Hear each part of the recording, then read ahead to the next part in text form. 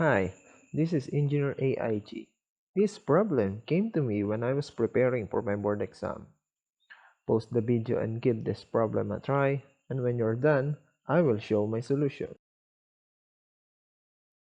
Find the area of the shaded region shown in the figure. First, we will assign R as the radius of the smaller semicircle.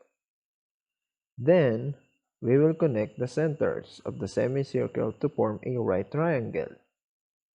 This line segment has a value of r, as it is also radius of the smaller semicircle. The remaining segment of the hypotenuse has a value of 18. Adjacent side of the triangle has a value of 36 minus r and 18. Now, all sides of the triangle has a value. The value of r can now be solved using Pythagorean theorem, as 36 minus r squared plus 18 squared is equals to 18 plus r squared. Expanding the equation, we can now have 1296 minus 72r plus r squared plus 324 is equals to 324 plus 36r plus r squared. Combining like terms, 1296 plus 324 minus 324 is equals to 1296. R squared cancels out.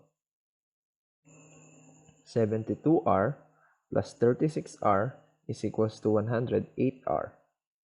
Solving the value of r as 1296 divided by 108, which gives us the value of 12.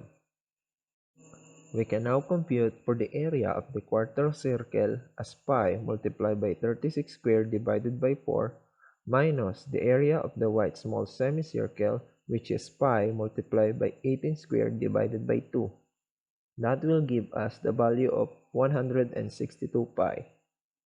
The area of the small semicircle as pi multiplied by 12 squared divided by 2, which gives us the value of 72 pi.